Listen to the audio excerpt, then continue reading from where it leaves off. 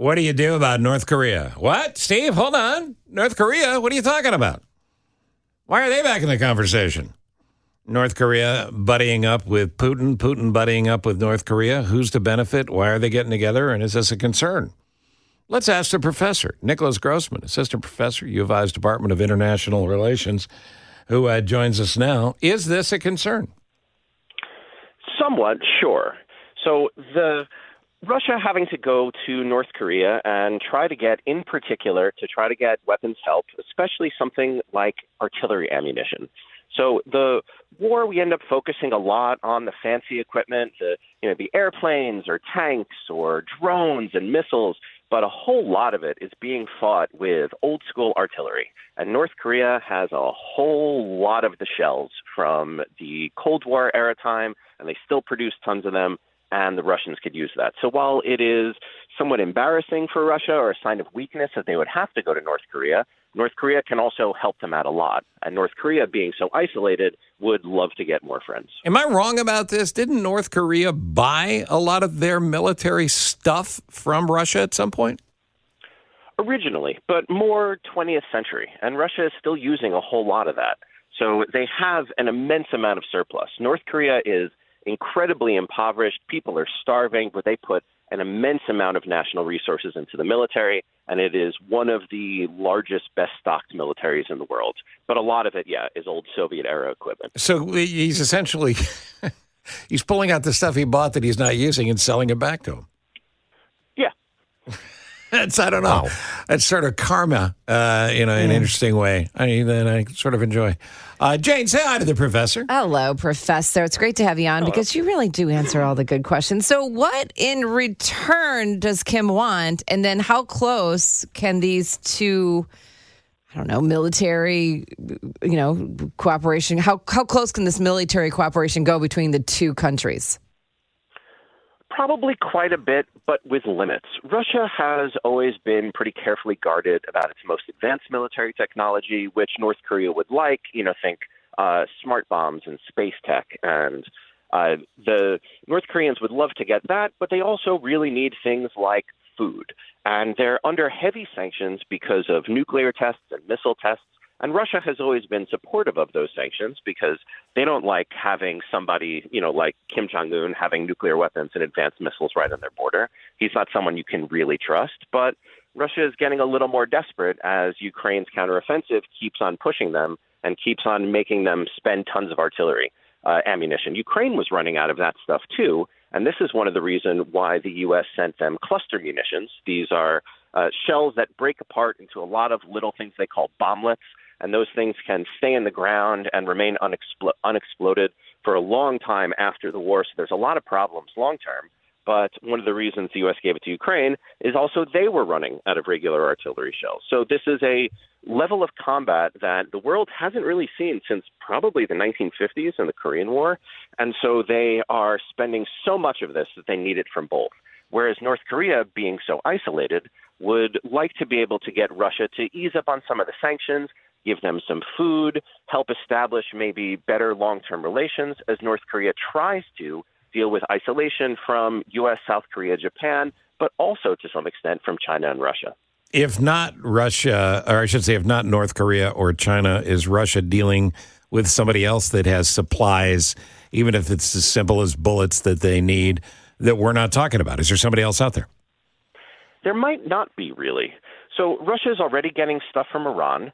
And China is limiting its support to things like dual-use technology, so think body armor and medical supplies and drones that could be used for non-military things. So they're trying to avoid crossing that line.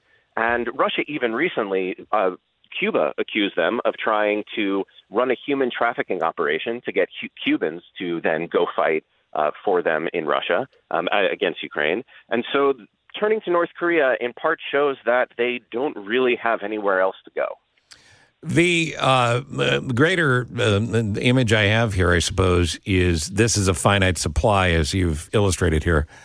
So does that mean factories that would build the new stuff are now being retrofitted to build the old stuff? In some places, and both that's the case in the U.S. and in Western Europe and also in Russia, things like the U.S. bases its war plans on a lot of air power and smart bombs and rockets and missiles, and not these old-school dumb artillery shells. And Russia thought that this was going to be a fairly easy war and ended up then having this long, protracted fight where they need more of those shells. So they're trying to produce more themselves, but they can't possibly meet the demand for the rate at which they're using them in war, and so they have to get them from others. And North Korea's stockpile is gigantic. That a big part of their national strategy, national security strategy, is that Seoul, the South Korean capital, where also there are about 30-something thousand American troops stationed, is close to the border and within artillery range, and the U.S. estimates that North Korea could probably shoot something like 1 million, maybe even 2 million shells into Seoul within a couple hours. And that's the sort of thing the U.S. can't stop. But so with North Korea ready to do that, that also means that their stockpiles are immense. So they would love to sell this stuff, and they can produce more of it.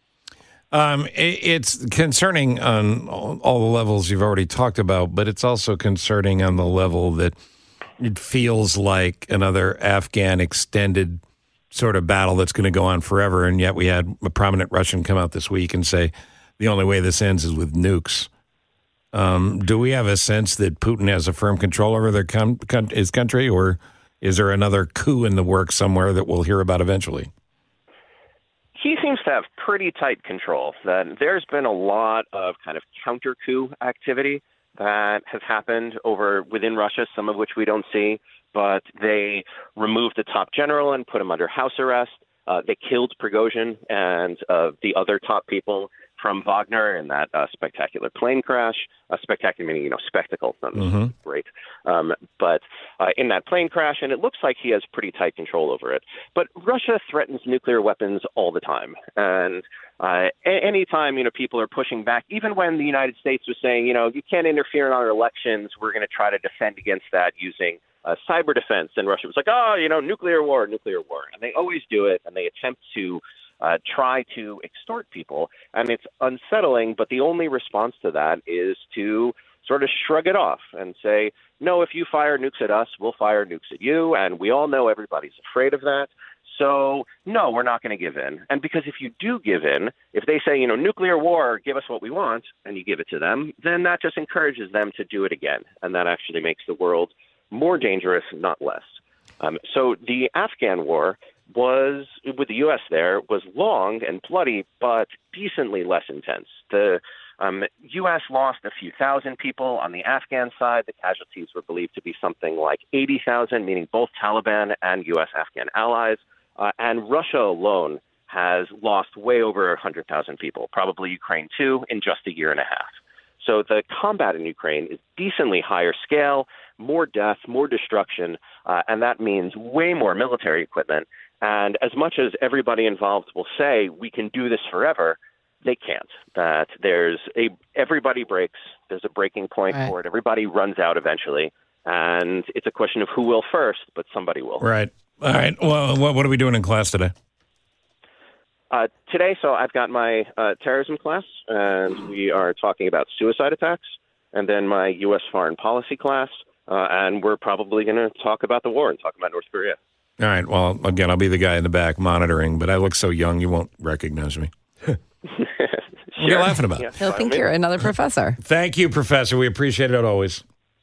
Sure, my pleasure. Thanks. And please, wherever you get a chance to read what Nicholas Grossman writes, do that. Didn't he do a book a couple years ago? Well, the book is called Drones and Terrorism a couple years ago, so it's still out. Get it. It's a good nighttime read for a new baby.